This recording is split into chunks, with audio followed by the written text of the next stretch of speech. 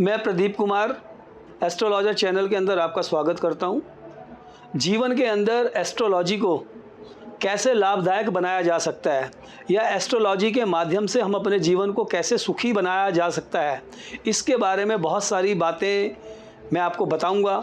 ज्योतिष को लेके संसार के अंदर दो अलग अलग मान्यताएं बनी हुई हैं। बहुत सारे लोग इसको फेक मानते हैं, इसको ढोंग मानते हैं और बहुत सारे लोग इसको विश्वास भी करते हैं। तो आप समझ के चलिए कि मैं उन्हीं लोगों के लिए आया हूँ जो एस्ट्रोलॉजी को मानते हैं, जो इनके अंदर विश्वास करते हैं और एस्ट्रोलॉजी के माध्यम से, ज्योतिष के माध्यम से अपने जीवन की परेशानियाँ या अपने जीवन के दुखों को कम करना चाहते हैं। उसके बारे में आज हम इस प्रोग्राम को दे रहे हैं। एस्ट्रोलॉजी से जीवन को कैसे सुखी बनाया जा सकता है। देखिए, हर इंसान के जीवन के अंदर बहुत सारी समस्याएं होती हैं, जैसे रोज़गार का ना होना, रोज़गार का स्टेबल ना होना, रोज़गार के अंदर दिक्कतें आना। इस तरीके की दिक्कतें कुछ लोगों को तो प्रारंभ में आती हैं, कुछ लोगों को, बहुत सारे लोग शिकायत करते हैं जी साल 6 महीने हमारा रोज़गार बहुत अच्छा चला, उसके बाद उसकी जो स्टेबिलिटी थी वो धीरे धीरे डिक्लाइन की तरफ बढ़ने लगी। तो एस्ट्रोलॉजी के माध्यम से हम अपनी जो बिज़नेस की स्टेबिलिटी है, जो उसका स्थायित्व है, उसको हम कैसे बरकरार रख सकते हैं। तो मेरा ये मानना है कि एस्ट्रोलॉजी एक बहुत ही अच्छा सब्जेक्ट भी है और मुझे नहीं पता, बहुत सारे लोगों की राय है कि भाई ये ढोंग होता है या आडंबर होता है, इसके अंदर लोगों को बेवकूफ़ बनाते हैं।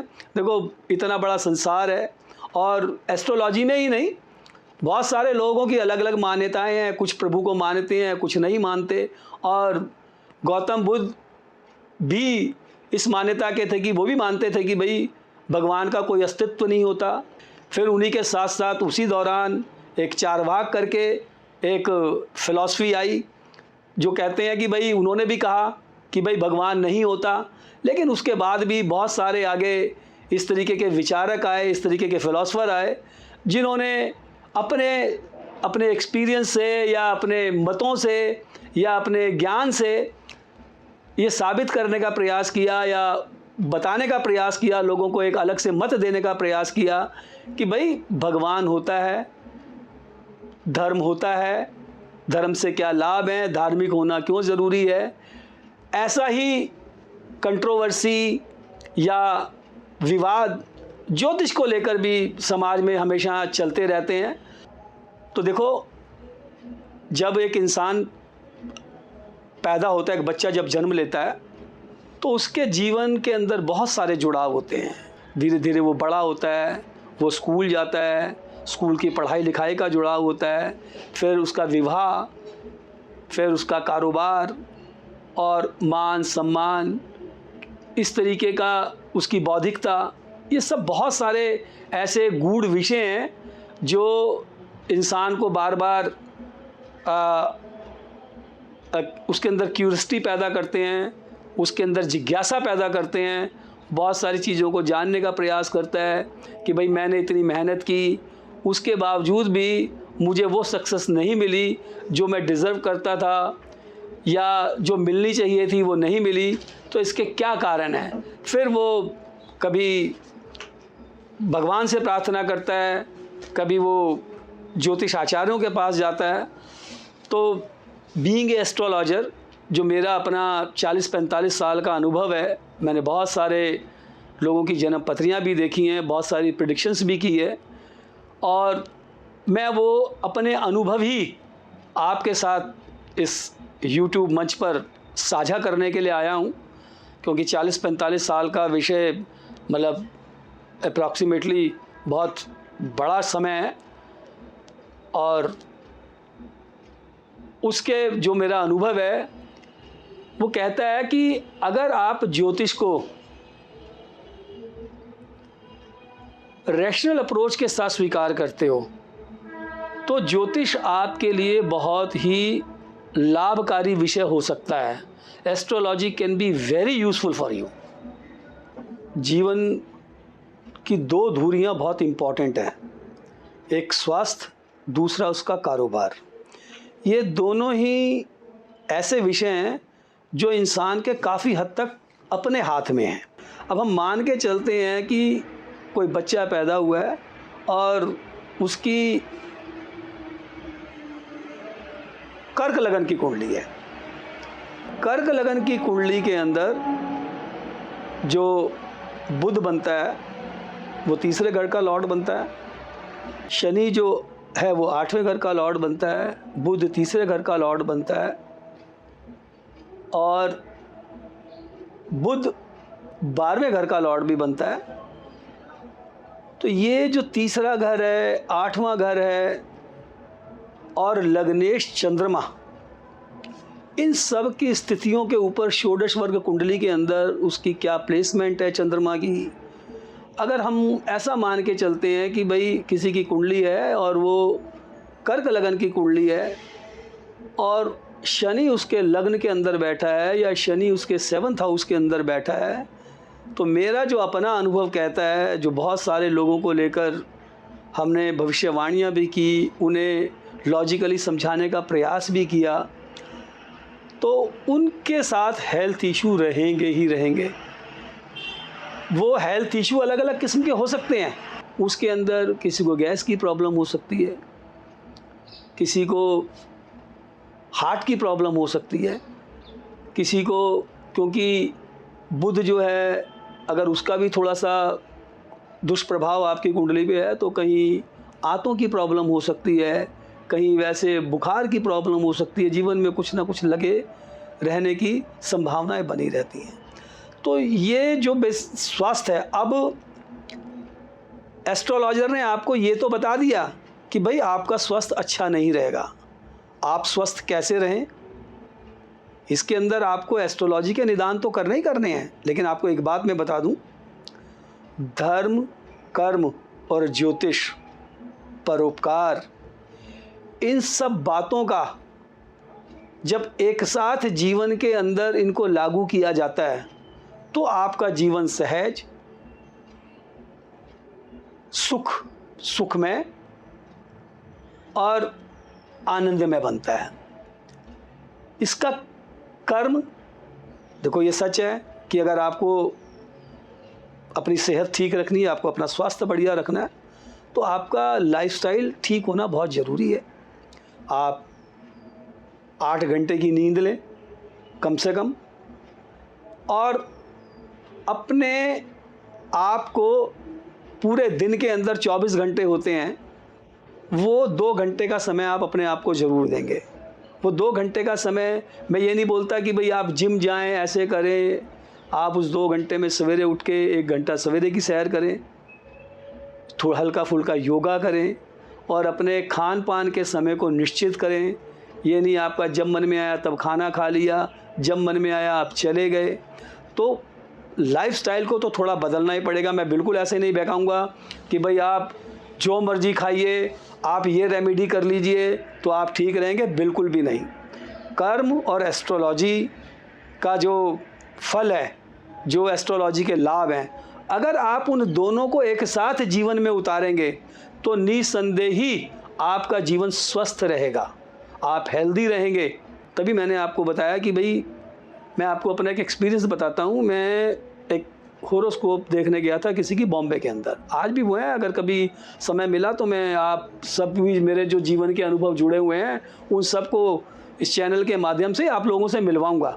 मैंने कोई ऐसी सेलिब्रिटीज़ के बारे में कभी प्रिडिक्शन नहीं की, कभी पॉलिटिकल प्रिडिक्शन नहीं की, कभी स्पोर्ट्स से रिलेटेड वो नहीं की, क्योंकि मैं हमेशा आम लोगों का ही एस्ट्रोलॉजर रहा और मेरा मानना है कि उन्हीं के लिए अगर अपना जीवन समर्पित हो तो ज़्यादा बेहतर रहता है एस्ट्रोलॉजी। और मैं आपको एक और भी बात बता दूं, एक बारी हमने देखा था कि भाई बहुत सारे एस्ट्रोलॉजर इकट्ठे होकर चैनल पे आ गए थे। वो वर्ल्ड कप था कि भाई कौन सी टीम जीतेगी इंग्लैंड के साथ, तो वो कोई प्रिडिक्ट करने का तरीका नहीं होता। प्रिडिक्ट करने का तरीका वो इसलिए नहीं होता, उन्होंने अपने 11 प्लेयर तो देख लिए और इंग्लैंड के 11 प्लेयर, भाई उनकी भी तो जन्म पत्रियाँ हैं, उनको भी तो प्लैनेट इफेक्ट कर रहे हैं। हो सकता है जिस समय वो खेल रहे हो, आप प्रश्न कुंडली बना रहे हो, एक सबसे बड़ी बात तो ये है कि जब 11-11 लोगों के बीच में मुकाबला है तो हमारे पास सबकी इंडिविजुअल होरोस्कोप होनी चाहिए। उस समय उनकी दशाएं क्या चल रही हैं, मतलब ऐसे ही हवा में बातें नहीं करनी चाहिए। और मेरा मानना है बहुत सारे लोगों ने एस्ट्रोलॉजी और धर्म का ऐसा घालमेल किया है कि इसको मतलब लोगों के अंदर विश्वास के लायक छोड़ा ही नहीं, और उसके लिए वो खुद जिम्मेवार हैं। मतलब वाहियात प्रचार चाहते हैं, वाहियात पब्लिसिटी चाहते हैं, मतलब उनको कोई लेना देना नहीं है कि इसके इफ़ेक्ट फ्यूचर में क्या होंगे। बस जो मन में आया बोल दिया, आ गए भाई चलो चैनल के ऊपर फुटेज मिल रही है, अपना न्यूज़ चैनल है, लोग हमको जानेंगे, हमारी फेस वैल्यू बढ़ेगी। तो मैं इस तरीके का कभी भी जीवन में नहीं रहा। आपके स्वास्थ्य के अंदर शनि बाधा बन रहा है या आपके कारोबार के लिए शनि बाधा बन रहा है, तो सबसे बढ़िया सा उपाय है, अगर आपको लगता है कि आप भाई 10, 20, 30 रुपये स्पेंड कर सकते हैं तो आप किसी भी भूखे आदमी को एक प्लेट सांभर वड़ा खिला दीजिए, क्योंकि सांभर वड़ा जो बनता है वो उड़द की दाल का बनता है, और उड़द की दाल को हम लोग सब जानते हैं। हमारे ज्योतिष में, हमारे ज्योतिष के अंदर जो बताए गए हैं भाई, जो उड़द की दाल है वो शनि भगवान का एक ऐसा पदार्थ है, अगर उसका दान किया जाए, उसको लोगों को दिया जाए तो शनि भगवान प्रसन्न होते हैं। तो बजाय आप मंदिर जाने के, आप यू कैन गो एनीवेयर, कि भाई आप अपने ऑफिस जाते हैं, आपके पास नहीं है टाइम, आप उसी समय किसी भी व्यक्ति को 1-2 रोटियां उड़द की दाल के साथ खिला दीजिए। ढाबों के ऊपर दाल मखनी भी मिलती है, अगर आपको, और अपनी हैसियत के हिसाब से, अगर आपको लगता है आप 50 रुपये अफोर्ड कर सकते हैं तो आप 50 रुपये खिलाइए, और आपको लगता है कि आप किसी को बहुत अच्छे रेस्टोरेंट में खिला सकते हो वहाँ खिलाइए, कोई दिक्कत वाली बात नहीं है। अगर आपको लगता है आपके पास ज़्यादा है, आप 5 को खिलाइए।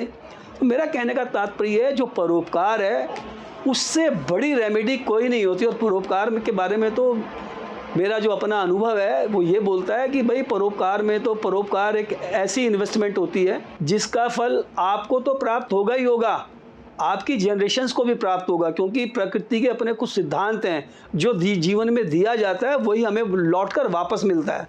तो मेरी तो कोई भी रेमेडी होगी, कुछ भी होगा, वो होगा परोपकार से संबंधित। परोपकार के बहुत सारे तरीके हो सकते हैं। किसी का बृहस्पति खराब है, आपको लगता है भाई आप you can teach mathematics properly और you are genius in mathematics, आप किसी को भी अपने पड़ोस के अंदर कोई भी ऐसा बच्चा ढूंढ सकते हैं जिसका मैथ कमज़ोर है और वो उसकी ट्यूशन के पैसे नहीं दे सकता, आप 2, 4, 5 बच्चों को पढ़ा सकते हैं, आपका बृहस्पति बढ़िया होगा। खुद पढ़ने से नहीं होगा। बहुत सारे लोग बोलते हैं कि भाई ये दो फलाना पढ़ो, ढिमकाना पढ़ो, उसका सत्यनारायण की कथा करवाओ। तो मेरा अपना अलग विचार है। मेरा मानना है कि अगर आप चाहते हैं कि भाई आपका बृहस्पति अच्छा हो तो सबसे बेहतर तो यही है उसके लिए कि भाई आपके पास समय, और आपको उसके लिए समय निकालना पड़ेगा। देखो, एक हमेशा ये याद रखना, जब आप कुछ भी ऐसा काम करना चाहते हैं जो परोपकार और जनहित से जुड़ा है, तो उसके लिए आपको त्याग करना पड़ेगा। वो पैसे का त्याग भी हो सकता है, वो समय का त्याग भी हो सकता है, वो आपकी बौद्धिकता का त्याग भी हो सकता है। कि हो सकता है भाई बौद्धिकता का एक आदमी 1 घंटा उसको दे रहा है तो वो सोचता है कि यार मैं उसको 1 घंटा दूंगा, 1 घंटे कुछ और पढ़ूंगा तो मेरे अंदर बौद्धिकता ज़्यादा आएगी, या और मटेरियल इकट्ठा होगा, या और कंटेंट इकट्ठे होंगे, या और आंकड़े जुटाने में मैं ज़्यादा वो हो जाऊंगा।